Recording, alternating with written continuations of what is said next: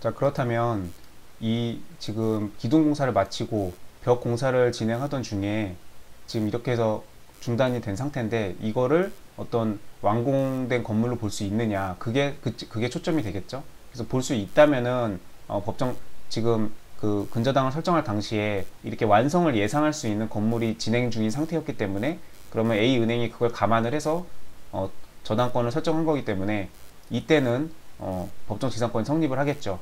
근데 만약에 이거를 그 완공 상태로 볼 수 없는 상황이었다, 그리고 예측할 수도 없는 상황이었다, 이 건물이 완공되리라는 점을, 그러면 그때는 이 법정 지상권이 성립할 수 없겠죠. 나중에 법정 지상권이 성립할 수 없겠죠.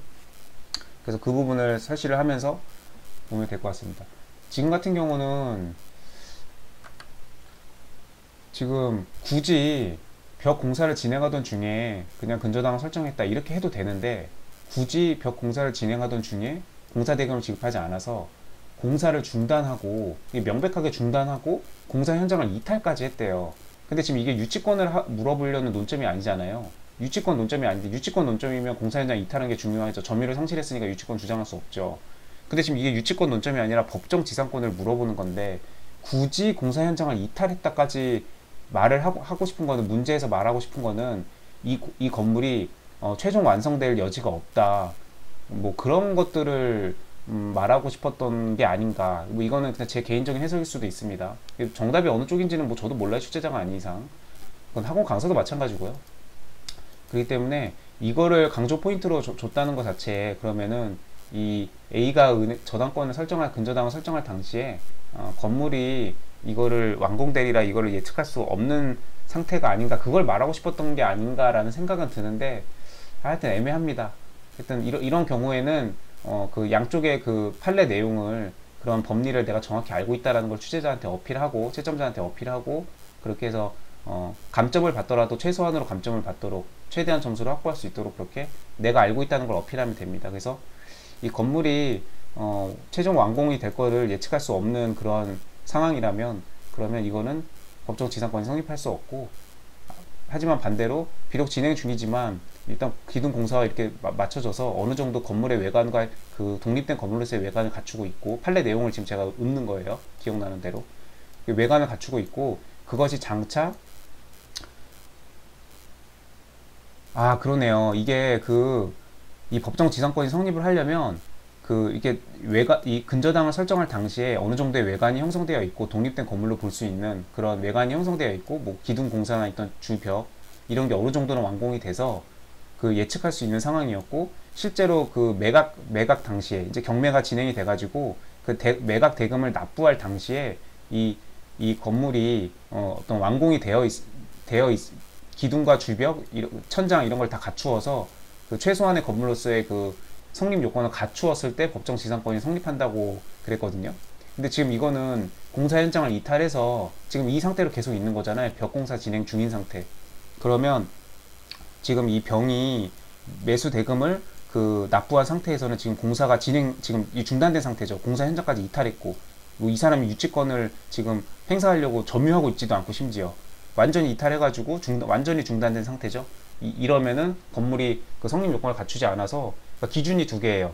근저당 설정 당시 어느 정도의 외관을 갖추고 있어야 되고, 그 다음에 그 근저당의 경매가 진행이 돼서 최종 낙찰자가 낙찰 대금을 납부할 때까지, 그때는 그러면 건물이 좀 완공되어 있어야 되는 거 아니냐.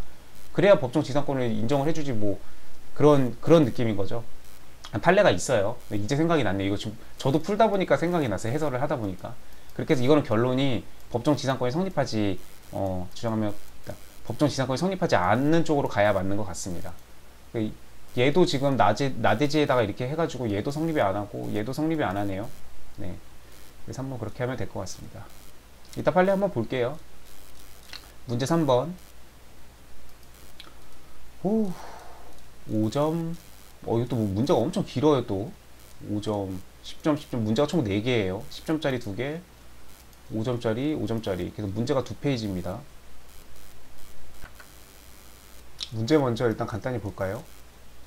피고들의 주장이 사실 인정될 경우 가배 청구에 대한 설명하라. 일단은 추가된 사실관계가 달라지니까 이것만 보고 먼저 들어가야 될 것 같습니다. 피고들의 주장이 사실 인정될 경우 가배 청구에 대해서, 자, 갑이 뭘 청구했는지 볼게요. 영재산업을 이렇게 해서 마스크 도매상 상인 갑은 을 사이에 물품 공격을 체결했답니다. 상인 상호로 운영하고 있는 자 상법 적용되죠. 네, 소멸시효 5년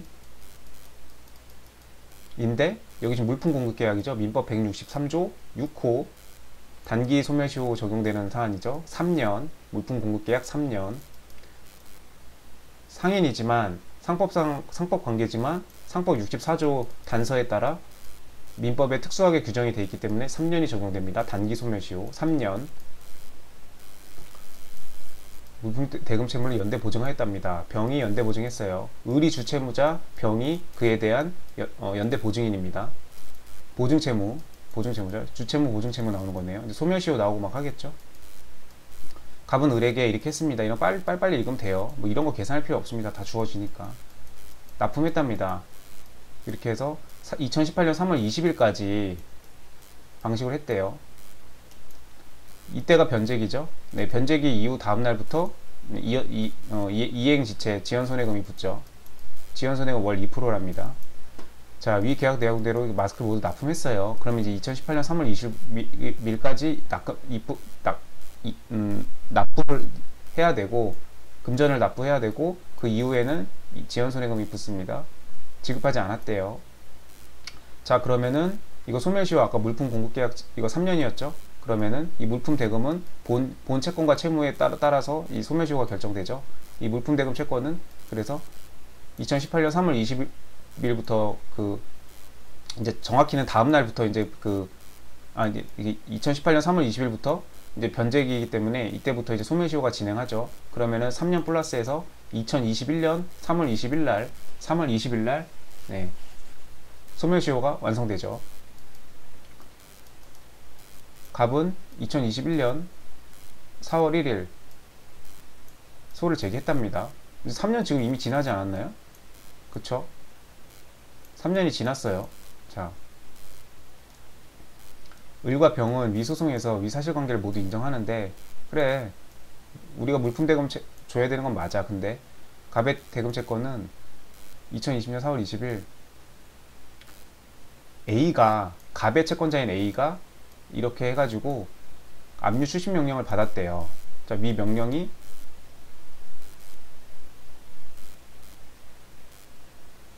을에게 다 송달되었답니다. 자, 추심 명령은 제3채무자에게 송달돼야 되죠. 그래서 주채무자인 을과 보증채무자인 병, 을 병에게 연대 보증인이니까 둘 다 그 명령을 송달했나봐요. 이렇게 해서 송달했답니다.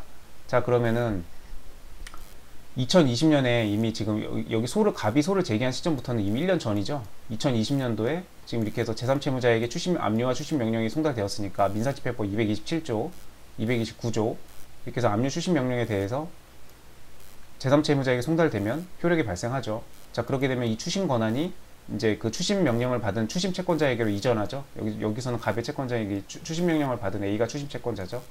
자, 그렇게 되면은 사실로 인정될 경우 갑의 청구에 대한 판결 형식 각하되죠. 네. 갑은 이제 더 이상 그 제3채무자에게 이제 그 채무자는 제3채무자에게 더 이상 이제 청구를 할 수가 없죠. 채권을 청구할 수 없죠. 왜냐하면 그 추심 권한이 추심 채권자에게로 이전됐기 때문에 압류 추심 명령이 발령이 받아졌기 때문에 그렇게 해서 각하된다는 거. 이게 만약 전부 명령이었으면 청구가 기각이 되죠. 네. 전부 명령의 경우에는 채권 자체가 이전이 되기 때문에 아예 청구권이 없어져 가지고 그렇기 때문에 청구 기각인 거고 추심 명령의 경우에는 그 소를 제기할 수 있는 그 소 제기 적격이 추심 채권자에게로 이전하기 때문에 이 사람은 적격이 없는 채무자가 지금 청구를 한 게 된 꼴이어가 돼가지고 추심 명령의 경우에는 각하되고 전부 명령이 받은 경우에는 청구 기각이 되고 이거 구분하는 거 이게 다 기출이에요. 기출 논점이고 5점이니까 간단하게 쓰면 되고요. 을은 갑이 소송을 제기하기 전에 갑의 채권자인 B가 갑을 채무자로 이렇게 해요. 가압류 신청을 했답니다. 네. 가압류 결정. 지금 소 제기 시점이 2021년 4월이었죠. 소 제기 전에 가압류를 먼저 받았대요. 500만 원에 대해서 500만